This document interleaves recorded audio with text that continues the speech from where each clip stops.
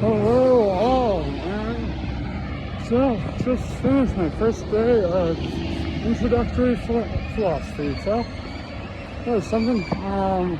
Definitely a better experience than before. Now that the university is actually full of people and not just a couple students who refuse to talk to anyone and who snitch. But other than that, I wanted to talk about, oh my god, there's so much I want to talk about.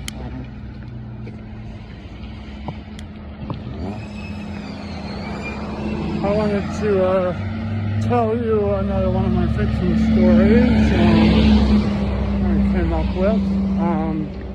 So this story is one that I can sum up fairly quickly.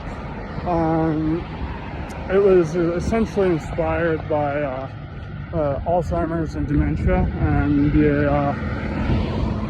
I have to always put a caveat before I tell people to look into this, because apparently it's an idea so troubling that people have had to go to therapy for it.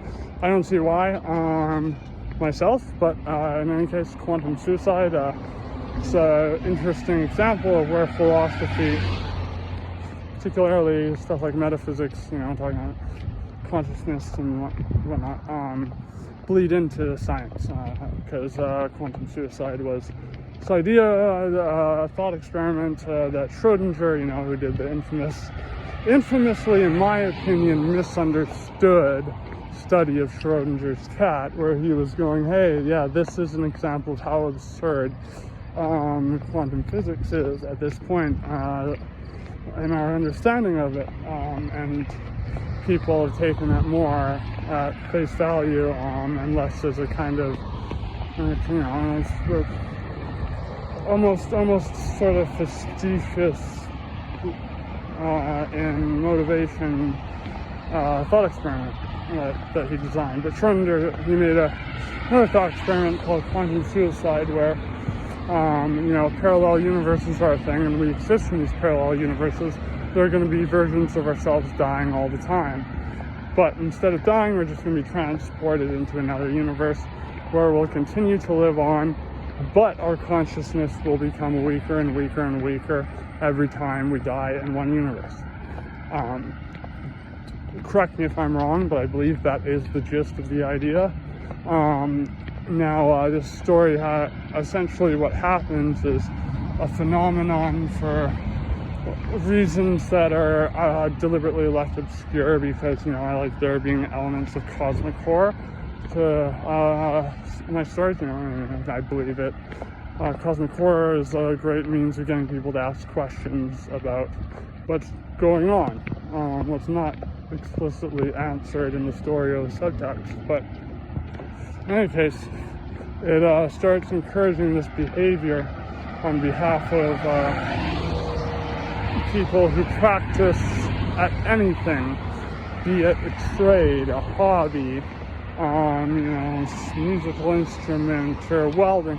And every time they put effort into it, instead of getting better at it, they get worse at it, to the point where they become so clumsy that they will inevitably accidentally kill themselves as a result of practicing what they do. And so, in a desperate bid to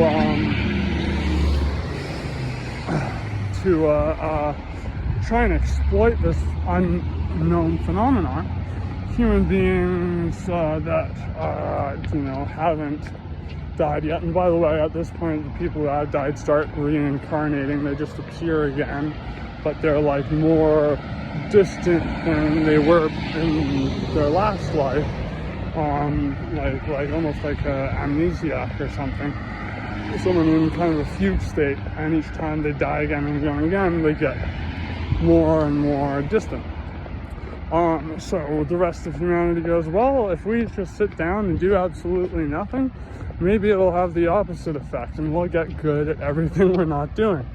But of course, this is supposed to fit into this genre I'm working on of extremely nihilistic stories where, no one is going to come out unscathed. Everyone's kind of screwed in a way. And so what happens would be what normally happens when you do nothing and fucking just sit around eating.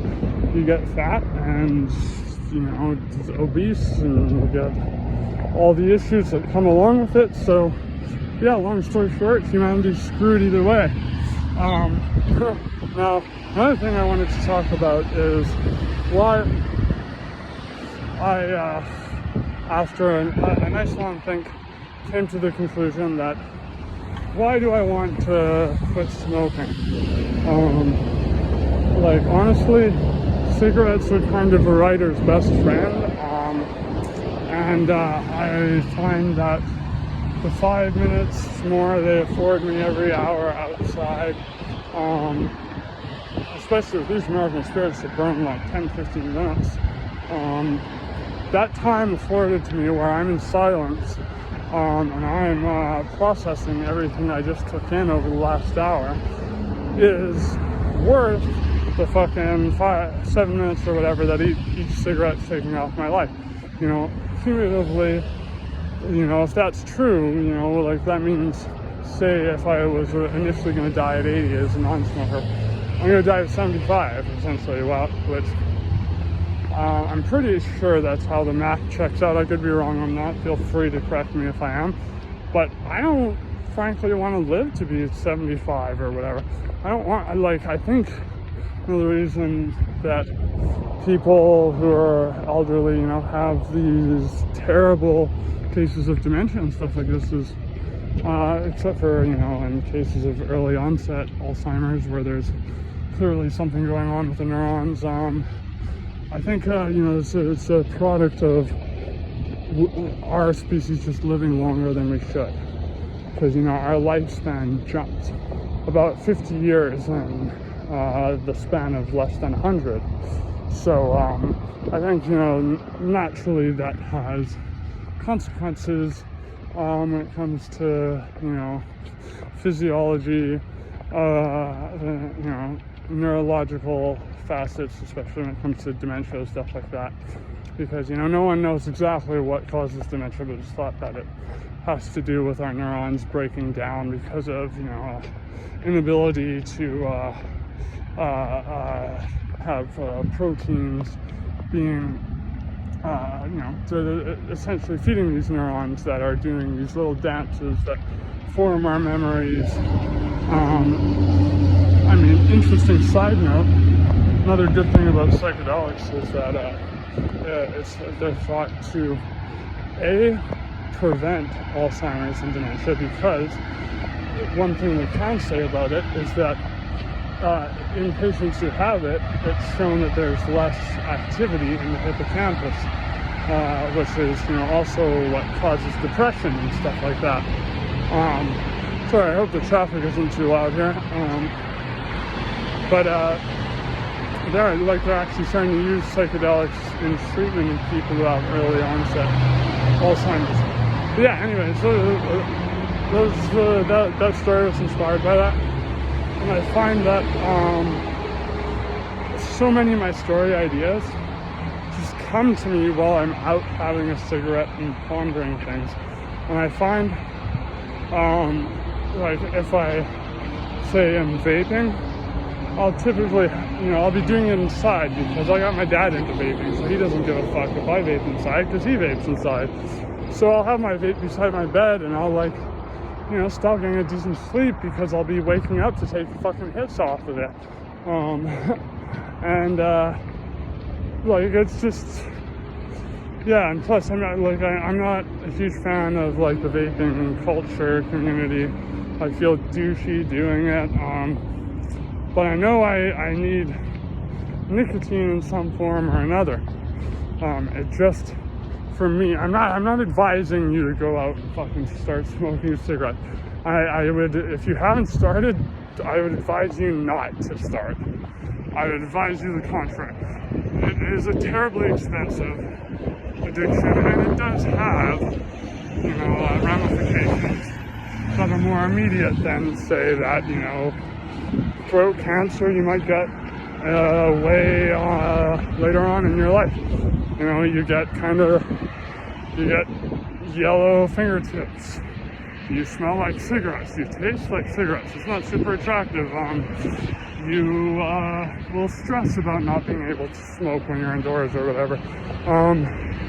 But I don't know. For me, anyways, I've also found that I channel all the addictive tendencies I have left in me through smoking, through that particular vice.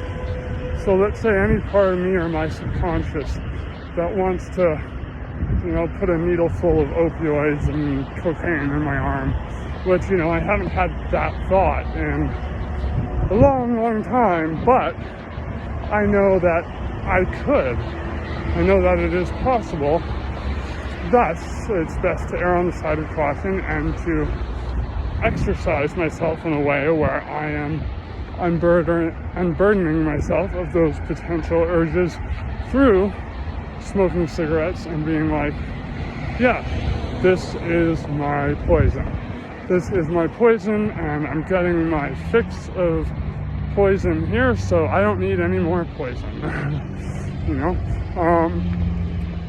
That's my justification. Do what you will with it.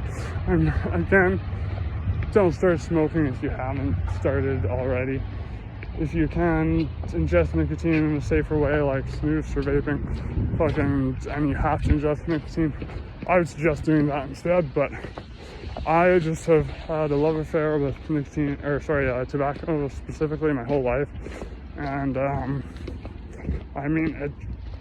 I just get benefits out of it. I realize that I remember so much more of a day if I'm going out and I'm sitting outside and I'm pondering what I just did, all the information I just absorbed over the last hour, and I come up with a lot more.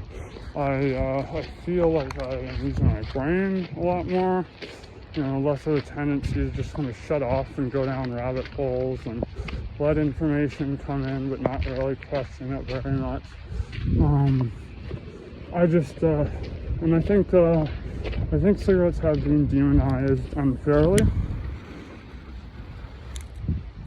because one thing I've learned with the government and how they like to operate is, same with corporations, is to scapegoat something, to go, this is what's going to kill you. This is what's going to kill your kids. Not what we're doing. No. Don't look at us. Look at that. Look at that. Look at these ugly packages. Look at these ugly images on cigarette packages.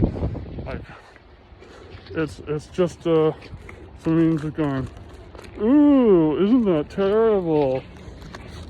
No, totally neglect to think about all the things we're doing that, or not doing, that could make it less terrible. Regulating cigarettes in a way where, we're not adding carpet glue to it and additional chemicals, and actually maybe regulating them in a way that says don't put 69 chemicals that don't need to be in tobacco. But, I'm sure these people who decry cigarettes are the very same people who are profiting off of them. Actually, I know that's true because of the whole IQS system or whatever, those tobacco vaporizers. Because the government of Canada did a whole unsmoke Canada thing where they were trying to get people to quit and use those things. The FDA has said those are safe, but they've done no studies on vaporizers for some reason, the vaporizers that use e-juice. And I think that reason is these are produced by Big Tobacco, and Big Tobacco wants to shift people into using those. Now, on that note, I gotta go. I will be back in a second and tell you about another more extensive, longer story I did. Chow.